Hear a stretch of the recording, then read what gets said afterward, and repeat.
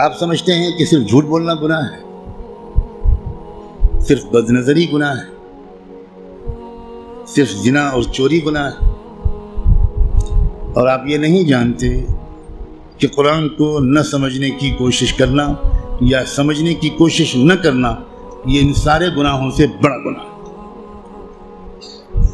آپ انجینئر ہیں، بڑے خوش ہیں کہ میں انجینئر ہوں، آپ ڈاکٹر بن گئے، بڑے خوش ہیں کہ میں ڈاکٹر ہوں، آپ تاجر بن گئے اور آپ خوش ہیں کہ میں تاجر ہوں،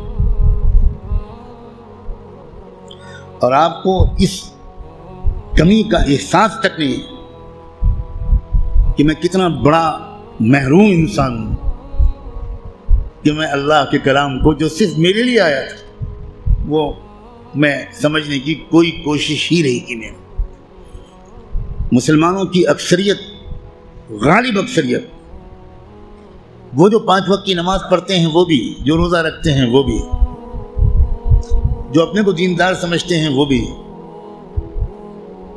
جو کچھ دینی کام بھی کرتے ہیں وہ بھی، اس بڑے گناہ میں تقریباً سب شریک ہیں کہ وہ قرآن مجید کو سمجھنے کی کوئی کوشش نہیں کرتے اور قرآن مجید کو نہ سمجھنے کو گناہ نہیں سمجھتے یا سمجھنے کی کوشش نہ کرنے کو گناہ نہیں سمجھتے۔ تو آپ قرآن مجید کو سمجھنے کی کوشش فرض عین سمجھیں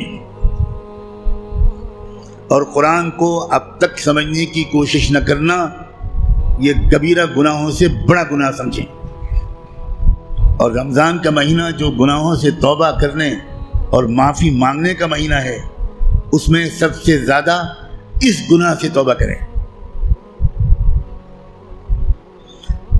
اللہ کے ہاں آپ کی بخشش اس سے کہہ کر نہیں ہوگی کہ اللہ حضرت میں تعلیم کے حلقے میں بیٹھتا تھا اور اس میں منتخب احادیث پڑھی جاتی تھی، اس میں فضائل نماز پڑھی جاتی تھی۔ یہ منتخب احادیث اور فضائل نماز اس لیے پڑھی جاتی ہے تاکہ قرآن پڑھنے کا، سمجھنے کا شوق پیدا ہو۔ اور اگر کوئی کتاب قرآن مجید کے سمجھنے کی کوشش کے راستے میں ایک رکاوٹ بنتی ہے تو میں کہنے کی ہمت بھی نہیں کرتا، ضرورت بھی نہیں سمجھتا کہ وہ کتاب یا اس کتاب کو یہ درجہ دینے والا اللہ کے ہاں کدھر کھڑا کیا جائے گا۔ رسول اللہ یہ شکایت کریں گے قیامت کے دن، یہ سن لیجیے، یہ قرآن میں آیا ہے، اور شکایت کیا کریں گے؟ یہ نہیں کہیں گے کہ ان کی ٹوپی 4 کونوں کی نہیں ہوتی تھی، یہ شکایت نہیں کریں گے رسول اللہ مسلمانوں کی ان کی داڑھی چھوٹی تھی۔ رسول اللہ شکایت کیا کریں گے کہ اللہ یہ ہے میری قوم جس نے قرآن کو چھوڑ دیا تھا۔ آپ جس کی شفاعت کی دعائیں کر رہے ہیں وہی آپ کے خلاف اللہ کی عدالت میں مقدمہ دائر کرے گا۔ ہماری عورتیں 100% تقریباً قرآن مجید کو ٹھیک سے شاید پڑھ بھی نہیں پاتی، سمجھنا تو بہت دور کی بات ہے۔ ہم نے کبھی فکر ہی نہیں کی کیا ہو گیا، مجھے کچھ سمجھ میں نہیں آتا۔ قرآن صرف تلاوت کے لیے نہیں آیا ہے۔ اول تو کتنے لوگ سال بھر تلاوت کرتے ہیں وہ آپ خود جانتے ہیں، لیکن میں کہتا ہوں اگر آپ سال کے روزانہ تلاوت بھی کرتے ہیں تو ایک بہت نیک کام آپ ضرور کرتے ہیں، لیکن قرآن کا حق صرف تلاوت سے ادا نہیں ہوگا۔ آپ کے دوست کا خط آپ کے پاس آئے، آپ کی ماں اپنا خط لکھے، آپ دور کہیں رہتے اور ماں آپ کو خط بھیجے، آپ خالی اس خط کو روزانہ پڑھ لیا کریں گے بس؟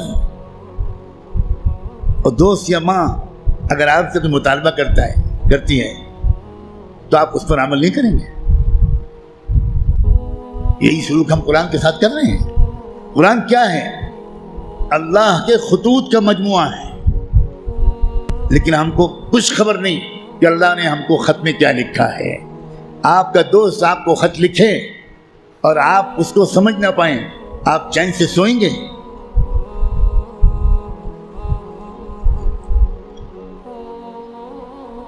کسی کمپنی کا اشتہار آپ نے دیکھا، آپ نے اس کو اپنی درخواست بھیجی، وہاں سے جواب آیا، جواب ایسی زبان میں ہے جو آپ نہیں جانتے، آپ اس دن کھانا کھائیں گے اس خط کا مضمون سمجھنے سے پہلے؟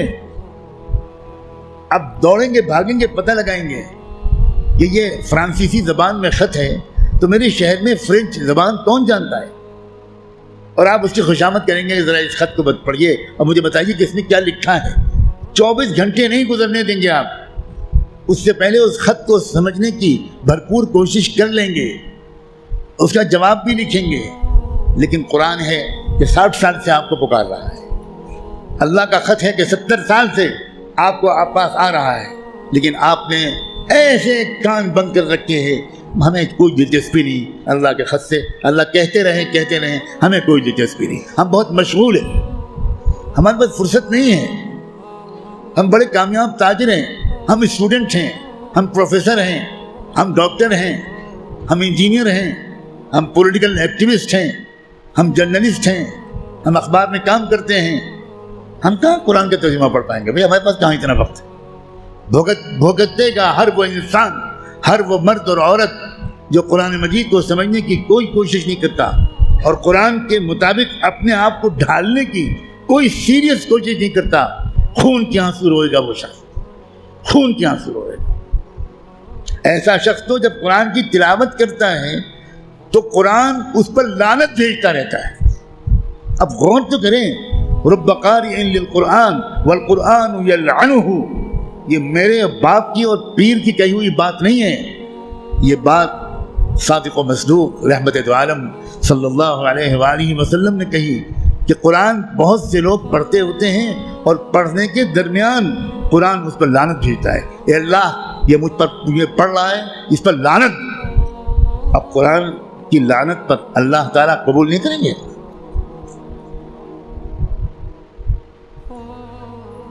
جو توہین قرآن کی ہم نے کی ہے، جو بے عزتی قرآن کی ہم نے کی ہے، اس کے حساب سے ابھی مسلمانوں کی اتنی پٹائی نہیں ہوئی جتنی ہونی چاہیے۔ آپ اتنی پٹائی پر پریشان ہیں